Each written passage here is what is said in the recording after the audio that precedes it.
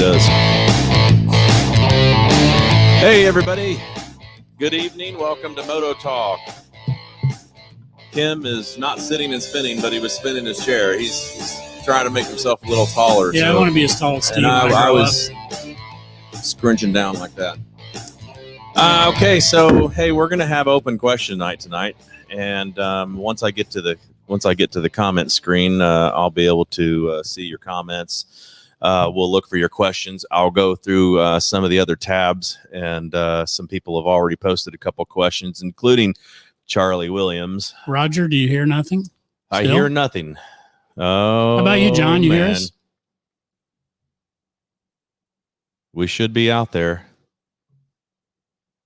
I see a thumbs up, but that doesn't necessarily mean they hear us or not.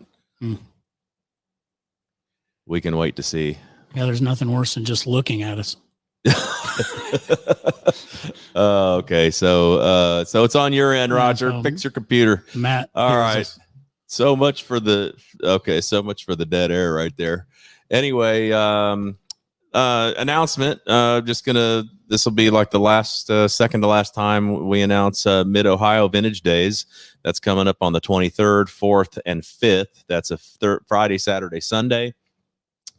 I think Tom and I are thinking of going out on Wednesday and getting a good parking spot, and then you can bring the truck and the trailer out Thursday or whenever you want to come out with Clayton. So it'll be Tom and Clayton and myself, and maybe Joe Franks is going to make it out there. Hans, I think, might make it out there. Keith will be in Colorado. And if you've not been, you should try to go at least one day because it's always good. Yeah, and if you have a pit bike, bring a pit bike because it's really easy to get around to the different festivities, the different things that you want to watch, like the road racing, the motocross. Yeah, it's different than Barber in that you can ride your motorcycle anywhere on the grounds. Nobody really cares. Pretty much anywhere. Yeah, yep. That is true. Anyway, my day was good. How was your day? It was good until about 5 o'clock. A small story of being in the motorcycle business. Yep. Customer brought a bike a while back, beater for sure. Even today, he told me, yeah, it ran fine when I drug it out of the mud up to the frame with my pickup truck in the wintertime. So it was like, I don't know how long ago it ran, but it must have been a very long time ago. And I'd worked on it off and on for about a year. And it was mostly fab work because a lot of cosmetic stuff. The frame had been cut. There was no mounting system for any kind of seat material of any sort. No fenders, no brakes. It was really a mess. So I spent the better part of, I don't know, probably 50 hours, getting it rideable.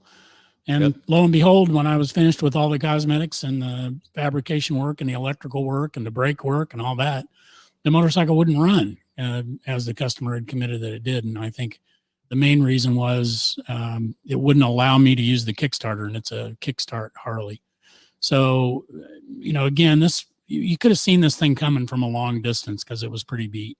And honestly, I thought I was doing the customer a favor, and I think you probably felt the same way, or at least you trusted me, which was maybe a mistake. But, I said, yeah, we can do all that work. And we did, and delivered it at a reasonable price for what it was. And all of a sudden it's puking oil on the ground because the breather is filling the bottom end with oil and from sitting and the check ball and the so we're going to hold on to it for a couple of days and sort a couple little things out. Working on it again, but when he came to pick it up, of course, it had this new problem. So that's great. But again, it's an old beat hunk, really not something, it's again an endless process when you're working with something where somebody says, oh, hey, it runs fine. We get that with some regularity, enough so that we now have a process where we check that out before we even let them leave the building. In this case, there was so much work to be done, kind of left it at that. And it just turned out to be not a happy customer. And I understand that he's not happy, but I did give it my best. And I think he got his money's worth for sure. We just have to get it squared away. We'll square it away. Anyway, hey, Aaron, how you doing? Bill? Yeah, I doubt Roger, he's on John. Even if he is on here, it's okay. We always strive to do the best that we can do. It doesn't mean that we're awesome all the time. But speaking of awesome, look right here. look right behind us. Yeah, I thought that thing was one of my awesome old from the bikes beginning. is here. Tom, one of our employees, owns my old Dragon bike, and I have it over here. I'm putting a starter in for him and a couple little electrical things. But man, talk about a great runner. It is it's a smooth bike. It is. And It I'll really tell runs you, great. again, I've got to give credit to Matt Monday for going through that engine way back in the day. Keith knows the whole story about that engine and where it came from and all. Anyway, hey, we're going to answer some questions, but the first thing we're going to answer is what this bike is worth. So this is there's a little discussion on the CB750. We're probably not going to answer it, but we're going to talk about it. Oh, I'm going to give you my answer. Yeah. Anyway, this bike right here, which is actually a really nice CB750 resto mod, not far from what I did with mine. And someone posted this on there, and they, the old saying, "Hey, I'm just fishing for, what it might be worth, and this and that and the other." And he listed this thing for $18,900. And then, of course, now you got to get your popcorn out and read all the comments, because some people think it's absolutely ridiculous and some people think it's spot on.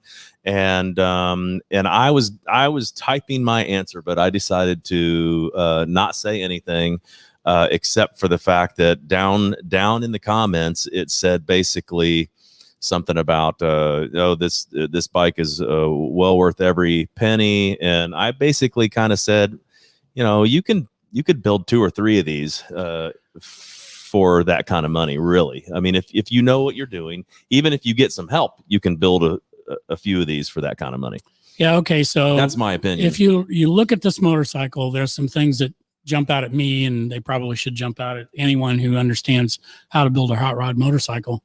What we have here is a later model CB750, and it has an F tank on it. It has what appears to be if not handmade, certainly a customized seat that's pretty well done. Yeah. It's hung together very well. They've done a good job making a clean build. Got the CR carbs on it. Yep, probably an 836. It's got Cognito Moto front end that, allows you to use something like a ZX6 or other GSXR or whatever front end. And that's either a Works or a that Yosh. looks like a Yoshimura pipe, and it looks like it's a titanium Yosh, or at least stainless. So there's some good parts on this bike.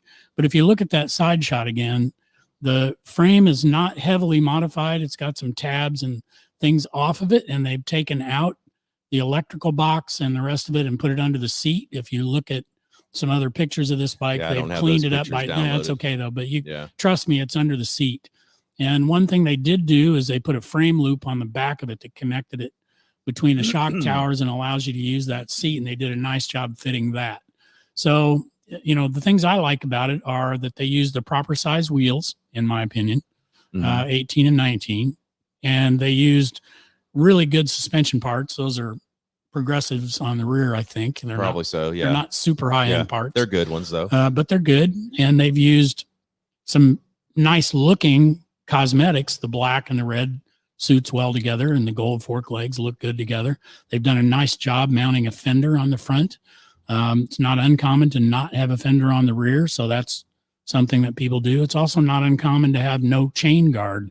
And they've used an oil tank that's commercially available. They're not super expensive, and they've put it together in such a way that it's pretty cohesive. And if you look at that bike as a minimalist cafe resto mod conversion, it hits all the right marks for sure. CR carbs. I don't know what's been done to the inside of the engine, but presumably it's been built. And I will say, Keith's probably right. I think those are Moto Works pipes. Because of how back swept they are. So that eliminates the center stand for one thing, which makes it a little bit problematic, but it's no big deal. The other thing about that is it's got a good stance. If you look at it, it looks like the suspension is properly set to have the motorcycle not leaning forward, leaning backward. It's probably got reasonable suspension working. Given what it is, it's got rear sets that look like somebody made them. I don't know if they're commercially available, but certainly it's set up to be exactly what you would expect a cafe bike to be. And presuming that that thing is running and riding and doing everything it's supposed to do reliably, I'm going to say the price, in my opinion, should be something in the 10K or less range. Not necessarily a lot less, and if it had the certainly name not a lot on it, it would get 15. Yeah, well, some of the guys that have a known custom base, Right. they really, they're going to get that. If it was Dime City or some of the guys that actually make them, then yeah, I get that. And I absolutely. So here's what happens. A lot of people get on and they're so offended that he's asking such a high price in their opinion that they go off the wall. But, anybody can ask whatever price they want. It's not a big deal. Yeah. And it's just whether they're going to get it or not. You certainly need to start high if you plan to end high. And so in our opinion, he's starting pretty high. So anyway, let's go on to our open question night. So we got open question night. And you can ask any question Moto wise, Charlie. Charlie, I'll show you what Charlie asked if I can even find it. I don't even know if I can find it now. But so he's like, if olive oil is made of olives, what's baby oil made out of? Yeah, I don't know how Teflon sticks to the pan. We don't. Yeah, not sure about that. Maybe it's double-sided 3M tape. Okay. Yeah, something. And now you've used up all your questions, so you can't ask anymore. But if you have a question, let us see it in the comments there. Otherwise, we're just going to talk about random stuff. So I know Keith will have a really wonderful question here before long, and it can't be political either. And yes, I did sweat. So let me see here. Oh, I get that now. Kim sweated when he worked on that bike again. Well, give me a second. I'm going to go find Hoy Vintage Cycles and find the comments here if I can. There's some 14 comments down here. Those are all the comments we're seeing. And whatever someone will pay.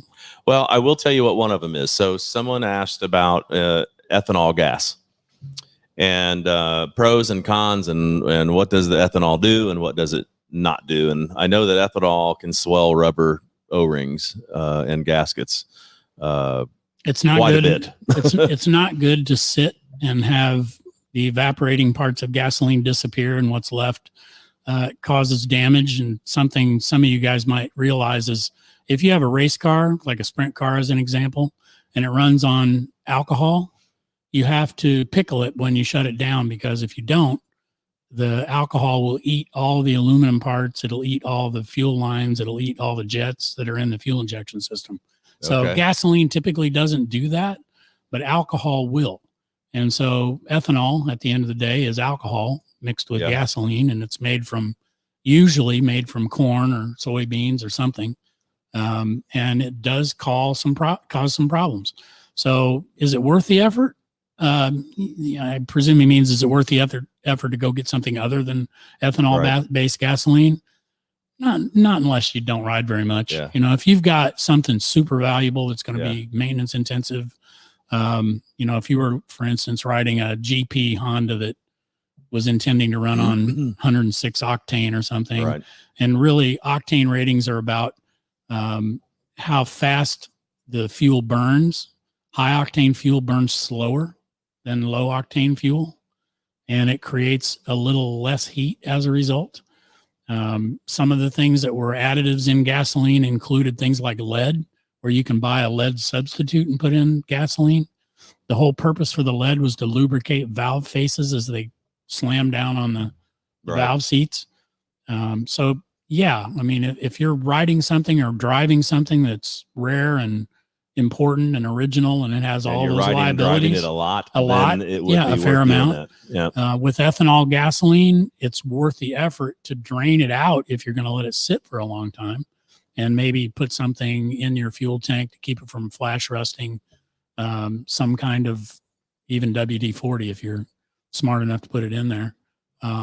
But yeah, ethanol gasoline generally doesn't cause a problem in modern vehicles. Even I'd include this bike as a modern vehicle.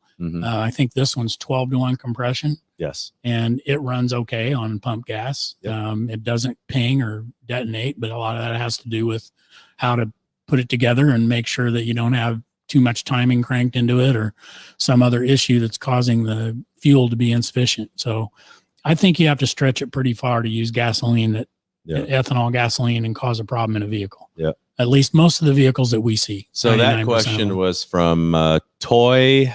I think that's how he pronounces his name, Toye, and he was a customer. He has a 73 or 4 KZ900 that he brought to the shop. It's probably okay. It's probably fine. Yeah. So Rick Seconds is asking this question here about an 07 Benelli TNT 1130. I know nothing about those, so I'm not aware of that one either. If it's a Benelli, we do work on some modern bikes. It depends on what it needs. We've had some Gucci's come in that were a little bit obscure. A Benelli, here we are, TNT. Is it a 135? Oh, okay. So it's like a Supermoto or something like that. Well, Motard. That 135, I think, is a mini. It's like a Grom. Oh, okay. So yeah, his question. So there's an 1130R. Go back to 1130. where you were. They're up. See the 1130R right there. Right there. Yeah. Okay. Yep. So I think that's essentially an MV. I could be wrong, but I think they have the same engine. Maybe not. Parts are not going to be easy to find, and there's no dealer around. So when you say mechanical work, adjust, change, put tires on it, normal servicing, stuff we like can that. do all that. We no can do problem. all that, cables and whatnot. But it's going to be problematic if it needs some kind of more in-depth work. Yeah, we probably should. We probably should have done the title thing this week, maybe, Keith. But Keith wants to explain the title process. This is one we need to have you on for. Yes, you are the title master. But if I'm just going to keep it pretty short. Well, we can speak from our own experience. If you don't have a title for a bike, and it's 20, 25, 30 years old or more, and maybe you got it out of state or whatever. If the BMV doesn't have a record of it, there is a process that you have to go through to get a title. Really, especially if it's out of state.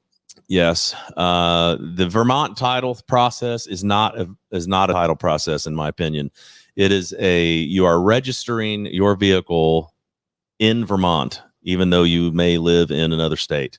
And then they send you a registration, and then you can go get it plated. That's all that does, as far as I'm concerned. And maybe Barry Schomburger can come in on that one, as far as if he, I don't think he's even watching. I don't think you can get a replacement title from the Indiana BMV with a registration from Vermont. Right. Or at least I haven't seen anybody that did it. Yeah. There are some states like Michigan that are still doing a bill of sale title, where you fill out a bill of sale and you take it to the BMV, and you have maybe you have a police affidavit, and they wham bam, you've got a title. We used to be able to do that here in Indiana, and then slowly but surely all the BMVs had no clue what they were doing, and then it boiled down to there's a process that you can go through that's not necessarily totally ethical. And I probably won't even mention that on here, but you would have to, kind of have to falsify a little bit to say you got it from somebody. You have to take send something it downtown to the BMV that indicates that you have a purchase order and you've reached out to a previous owner who had a title, right, and gotten no response. And they can't tell you who that is. So you'll never, so you just have to guess. And generally basically, they can't tell you because they purge records of things that are older than about 20 years. They don't really have anything about any of that. Now, ethics otherwise, there could be an argument made that if there's a motorcycle out there and you've had the BMV check that's required from a police officer to look to see that the VIN indicates stolen, which can be done across the country. If you've gotten that VIN identification form signed by a policeman and it says that it wasn't stolen, I'm not sure it's bad ethics. It's just the only way you can get around, other than go and pay another, $200-300 and go through the courts. There is a way you can do that. Where there is a way to do that, take it before a judge and all that. Long process, and it's expensive, and it doesn't always work. So yeah. Okay, Keith, I'll give it to you here. What's this one? What's the best engine oil to run? Something slippery.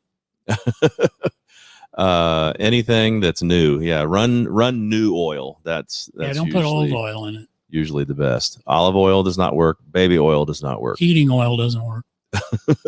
Yeah, baby oil, I don't know. It might work. I don't know.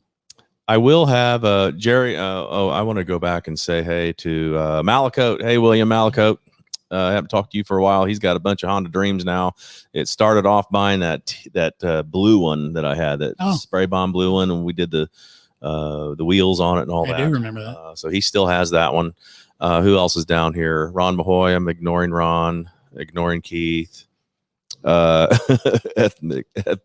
Ethics Smethics. Yeah. Jerry Orm has a question here. Indiana BMV, or no, he doesn't. He's just got a comment. And you are right. If you go to the Indiana BMV website, there is a place, if you can find it, that has all the downloadable docs to apply for a new title. Yeah, it's real easy to find it. You just go to my BMV, and I think it's .org. If you're not buying your plates online, you probably should be, because it's really easy to do. And you can do that for your cars, your bikes, whatever. But there is some information out there about what you need, and it includes things like a bill of sale and a VIN run and all that. Some buyers, I'm going to say, I saw this posted recently. Somebody was talking about in a specialty forum on Facebook for a particular motorcycle. And I think it was a KZ forum. And they were talking about the difference between a bike with a title and a bike without a title cost-wise. And the presumption was, if you had a bike that didn't have a title, but you got a BMV check, or at least a VIN number check, that's a good start, and it wasn't stolen, they figured that some people were throwing out a number like $1,000 because it might cost you $1,000 to go get a title, presuming it's not stolen and you can prove that it isn't. So I'm not sure that's not unfair. That might be a reasonable number. Although there are some people out there who provide a service getting titles for bikes and cars for about $200 or $300. Yeah, it's usually about that. Yeah, and I've never availed myself of that. And that's just someone's taking the time to do all the work that you don't want to do, because it is kind of a pain in the rear. And speaking for myself, I have bikes that I don't ride regularly, but I still plate like 8 vehicles. So I have a bunch of license plates for different things: BMW license, Harley license, Honda license, and I might swap the plates around periodically just to take it down the street. That happens. And if you get caught, they're not going to impound it. More than likely, they're going to say, hey, you need to plate this vehicle, and you give you a notice of repair or whatever, if they're really going to get ugly with you. But I don't think they're really worried about that as much these days, as much as they're worried about getting shot at. So if there was a bike that I really wanted, Affinity Group, that's right. having a title or not never really affected my decision to buy the bike or not. I would maybe haggle, I'd use it to haggle, but it wouldn't scare me. It doesn't scare me away from buying the bike. Yeah, I think we all prefer to have a title if we're going to own it or sell it. Yeah, exactly. Yep. Watch out for the rookie troopers, says Ron Mahoy. Yeah, I'm following Keith's advice. I'm going to stop talking about it. Yeah. Well, just send them to Keith. Keith will get you a title. So everybody call Keith. And his number is charge you $300 and you'll get a title in about 2 months, something like that. So let me go back through here and see if we got any more questions. That's fair, actually. I think. Sure. I mean, he's going to spend 2 or 3 hours messing around with it. No more questions. Anybody got any more questions? Yeah. Tonight? So the question I have is, I wonder if Erin enjoyed her birthday. It was yesterday. Okay. Happy birthday, Erin. I'm very happy that she got to hang out with her friends from all over the world. I saw a picture of her hanging out with friends and having some cake and all that. Yep. That was good. Doing the photo bomb. Let's see. This last Saturday, Evan got married. Yeah. How's that going? About that? Yeah, it's pretty wild. He's down in they're down in Florida, and they're going to Universal Studios 4 days in. And they're having a ball down there. So hopefully they both get through their schooling before we have grandkids. That would be nice. Okay, so here's something we can talk about, and I'm going to cue it off of Erin's comment here. She says, I wanted a bike with a bow. And then, but it was good anyway. Okay, so let's start there. So Bill Yarian has said, happy birthday, Erin. Erin, Bill Yarian is where I got that motorcycle that's in your driveway right now. And it just didn't have a bow. And it didn't have a bow. And I'm going to advise everybody on here. I've done this twice now. I bought a car for my wife sight unseen, and had it delivered. And she was very happy at first, and then almost immediately ambivalent. Oh, I shouldn't have done that. You need so to I stop doing that. Right. As nice as it But was. you can buy me something like that. If Yeah, you want. thanks. But I did. I bought you a tire gauge. Oh, that was nice. So yeah. with Erin, No she had just come back from overseas. She didn't have a motorcycle. She had a lot of things going on. I knew she was too busy to fool with it. So I said, I'm going to buy her a motorcycle and send it to Washington so she can ride it. And I did that. And here's her comment right here. Very thoughtful. She's a good bike, but bikes are like jeans. They have to fit you. Good jeans can still not fit. Oh, man. So what I wound up doing was taking a trip to Erin's house in Virginia and finding a bike shop nearby in Lorton, Virginia, that was a lot like Hoy Vintage Cycles. Kind of like a seamstress. Kind of like that, yes. So I went to their place and I bought some things to bring back to Erin's house and modify the Yamaha that she's riding. And it actually came out better than I think you could have expected it to come out, since I was able to do it virtually in the driveway. Excellent. And so she's riding it. I think she would tell you that it was a better fit when I was finished with it. But I was talking to my wife about this yesterday. I'm not disclosing a big secret. I think Erin really likes two bikes in particular. She really likes the Ducati Scrambler, and who doesn't? I mean, they're terrific motorcycles. And she really likes the Royal Enfield 650 Twin, the Continental GT. Okay. So I sent her a picture of the Continental GT that I worked on, the one that I put the gas tank on. Oh, okay. Yeah. And I said, hey, I just rode this around. And she said, yep, that's what I want. That bike right there. Now, that being said, that bike has clip-ons, rear sets, bent over riding position, no wind protection at all. Her Yamaha FZ6 will absolutely leave that thing in the dust in every way. But sometimes the slower ones are fun. That Royal Enfield is a very friendly, soft, easily managed, not demanding at all. Whereas I would make the argument that an FZ6 is probably a little more edgy. It's certainly friendly. It's the kind of the Swiss Army knife of motorcycles, really. It'll do anything. Yeah. And I absolutely loved it, but I wasn't her, and she was looking at something else. So what I've said is, you need to go take your Yamaha while it's in terrific shape, get the money for it, and buy something else. Whatever she wants. Whether it's a Ducati Scrambler, which might be a little prohibitive from a maintenance perspective, but not so much for the GT. Okay. I'm going to unignore Ron Mahoy.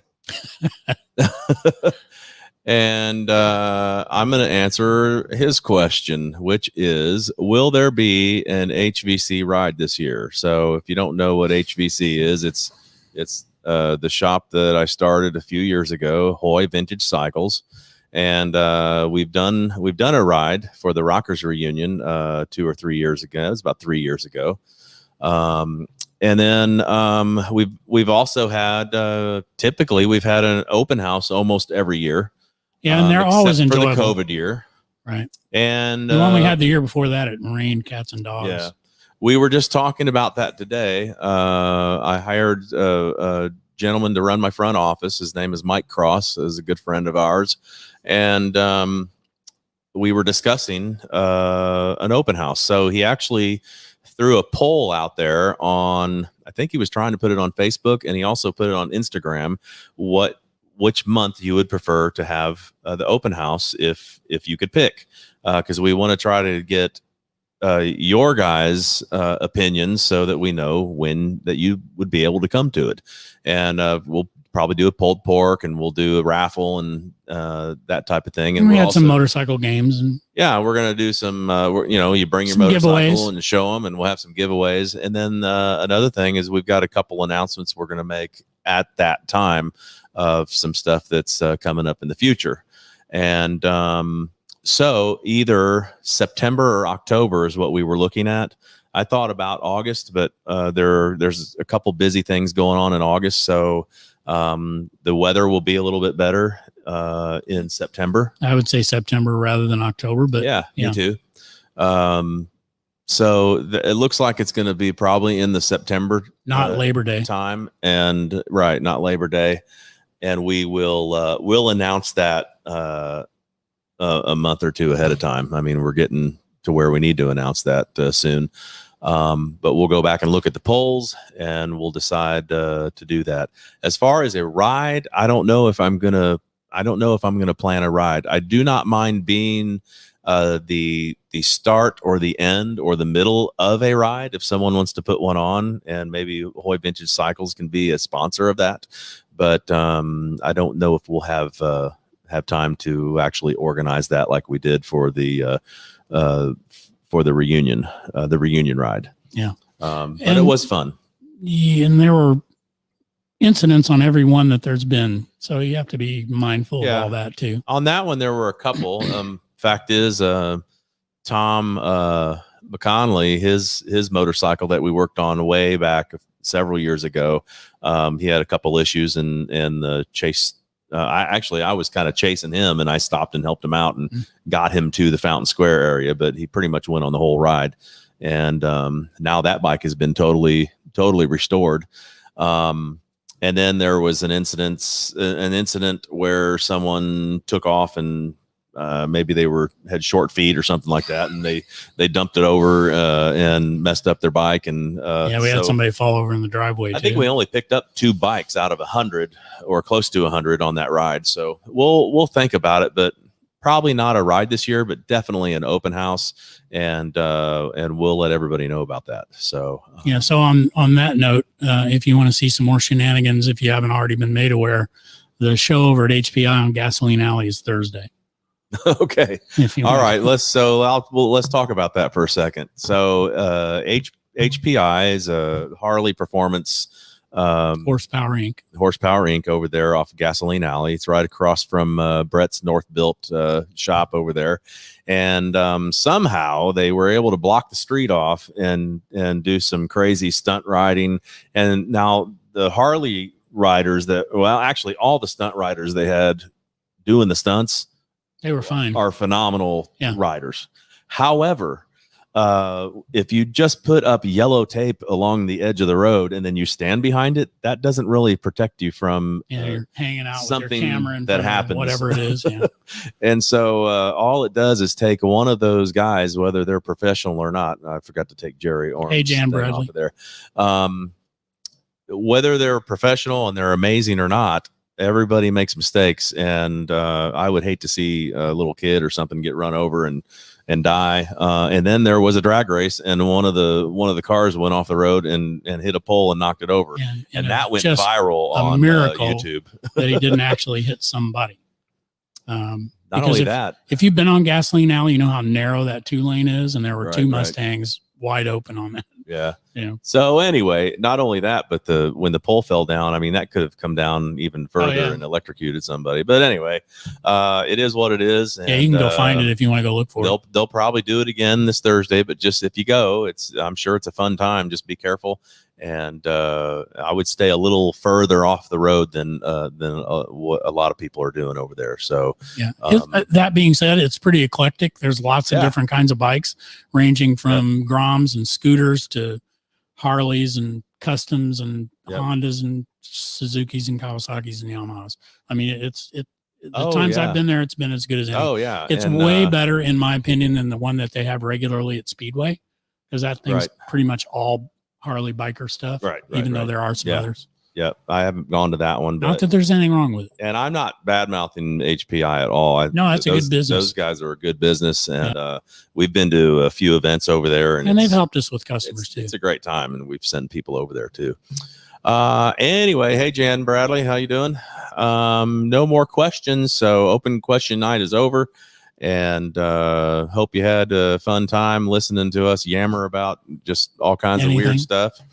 And we hope to have some more guests on. I think those are more interesting than anything, than just listening to Kim and myself. And most of you know us anyway. Yeah, we'd much rather hear what you want to talk about than just us talking. Yeah, and please send a message, a DM or whatever, if there's a topic that you would like to hear about, and we can go out and study up on it, or maybe we already have a strong opinion about it. We'd be glad to discuss that on the show. I have a tip. You have a safety tip? And it's not a safety tip, but it's a tip. And I want to amend something I said in our last show. when we were talking about carburetors, I said something to the effect of don't change it. However, virtually everybody wants to customize their bike to fit them. And there's That's true. absolutely nothing wrong with that. Oh yeah. Just be aware that when you make certain changes, you're going to have to compromise what you expect out of it. Right. You got to be aware of that. And if you want to make it work as well as it worked before, you've got a lot of work to do, or you're going to have to start from scratch. You can't just start poking new parts at it and expect it to work well, or start sawing things off of it and expect it to work well. As long as you know that that's what you're getting into, it's a pretty big task. And to interject on that, I think a good example would be exhaust. So a lot of people like to unbaffle their muffler, louder, right? They want it louder. They want it to sound amazing. But most of the time you do that, you lose performance somewhere in the power band, and usually it's on the idle. But and everywhere else, it can be everywhere. But anyway, the point is, if you pull the baffle out and you stay with the same jetting and airbox, it may sound awesome, but it's not necessarily going to perform. So sometimes you want it to perform better and not worry about the sound. I'm more about performance. Yeah, and I mean, I've never really customize your bike to your heart's content, whatever that is, and it can range from a minor thing to change of color or whatever to really radical stuff. Just be aware that the further down the radical line you go, especially with the engine or the suspension or the tires or the brakes, you're going to have to know what the impact of those changes are going to be. But speaking of a cool sounding bike, if you get on YouTube, go to Hoy Vintage Cycles, look up the videos and find where I am following. Look up my first run up the Dragon on this bike right behind me, and listen to Keith Carlson's 380 with the Higgs speed pipes. The top fuel two-stroke. Amazing sounding bike. Anyway, show us your tip of the day. So here's the tip for the day, and everybody here watching this has probably had a spark plug in their hand at some point and probably had it out of the engine when it was hot, because you really want to look at it then. This little tool, I'm going to get close.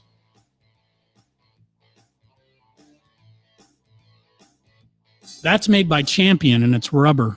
It allows you to get a grip on the spark plug by sticking this onto the spark plug itself and turning it without burning your fingers or without having to grab down in where the spark plug might be. And you can change this by putting a little piece of tubing in it if you need a little extra reach to get a hold of a spark plug. Get on down in there. And because it's rubber, it hangs onto it pretty well. If you don't have one of these, you can make one out of a piece of tubing, or you can buy this Champion one that I've had since I was drag racing cars. So, this thing's probably 60 years old. But in any case, go get something like this if you don't already have it.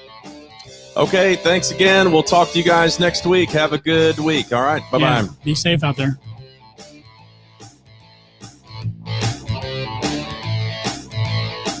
And go check out HPI Thursday night. Yeah, if the weather's good, I'll probably be there. Shenanigans.